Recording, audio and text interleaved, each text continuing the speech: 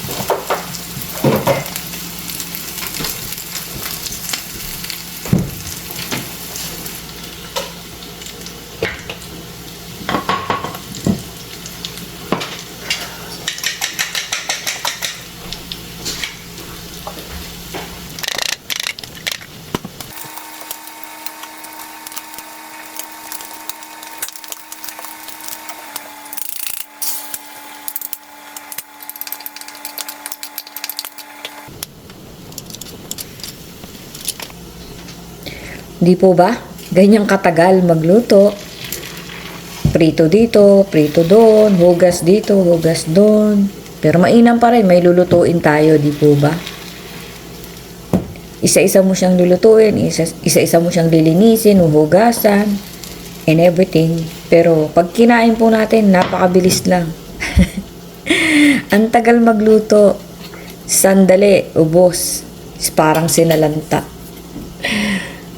Di po ba? So, kaya ako po pinakita yung oras kanina. Yun lang po yung aking point dito. Hindi para ipakita kung paano magluto ng itlog. Na mahirap magluto ng itlog. Medyo matagal-tagal na rin kami hindi nag-aalmusal ng kanin. Puro kami tinapay kasi nga pumapasok kami ni Don P.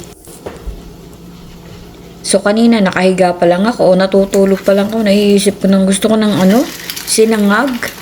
At saka itlog, at saka spam. Medyo umiiwas-iwas po tayo sa pagkain ng spam kasi hindi po healthy. Tignan nyo, sobrang mantika niyan. So, in moderation lang po lahat ang pagkain, ang pagpapagod. Easier said than done. Pero, masarap po ang spam. Pero nagmahal na po, pati dito yan. Dati, nung bagong dating kami rito, nasa $2 lang mahigit yan. Ngayon, nasa 5 na yata or 6, di ko alam. Sobrang mahal na po ngayon. So, ayan po. Minamadali ko na at ang aking tiyan ay kumukulo-kulo na. Gusto na magkape. So, meron pa po tayong 2 pirasong tuyo dito na tinitipid-tipid ko kasi po mahirap bumili ng tuyo na masarap dito. Tsaka hindi namang basta-basta magluluto ka niyan. Yung bayaw ko nagluluto, binibigyan lang ako. Bawal po kasi dito magluto ng ganyan, maaamoy nila. So ito po, iniinit ko luto na yan. Bahagya lang para hindi masyadong umamoy. Uubusin na namin. Pag uwi namin Pilipinas, bibili ulit kami. Kasi dito yung nabibili dito parang maasim kaya hindi ako bumibili dito. Mahina naman kami kumain. Ako pala mahina akong kumain. Kaya kapraso lang. Para lang pong matikman mo lang yung tuyo. Pag marami kasi naisusuka ko. Yes, konting kembot na lang. Kakain na. Magsasangag na lang po ako. And, mainit na kape.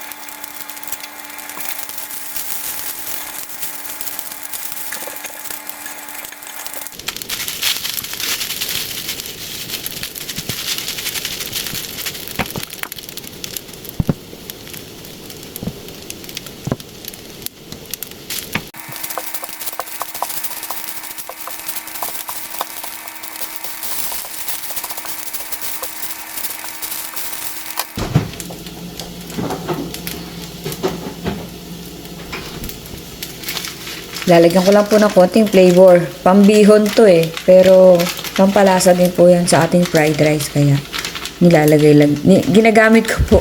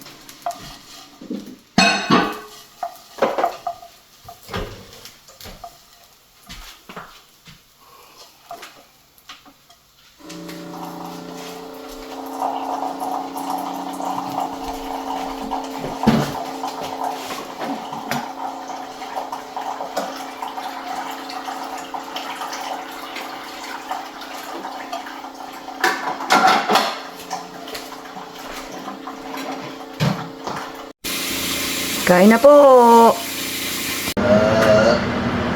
Subukan mo. Lagay mo nga sa taas yun. Ay, sa katsibungan mo. Dito. Parang sugod.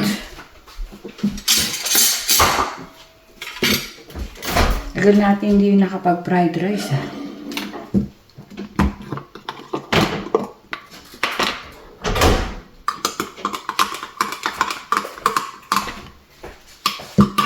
Thank you. Yun ang masarap kape. Idol kape.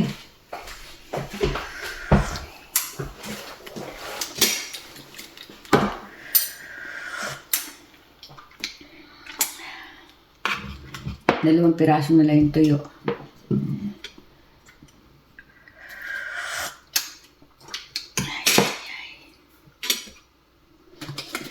Nasaan yung kutsara?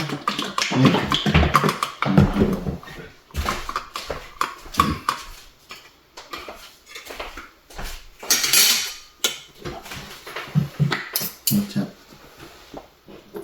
Ito sa akin kung meron. Kain na po. Alam mo ba? Ang daming nakukulong galing ng Canada. Yeah. Hindi pinasok nila yung baggage nila.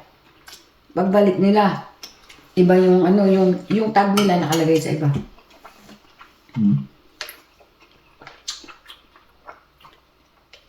Ang mga laman, drugs. Nakulong siya 24 days. Bae. Oh, may pistol doon, mga ganun-ganun. From Canada to Philippines. Huh? From Canada to Philippines. Tapos nung napatunayan na hindi kanya at nakita yung dala-dala niyang wala man lang daw ginawa, hindi siya pinamasahihan dahil naiwan na siya ng flight, di ba? Akala ko si Rupa.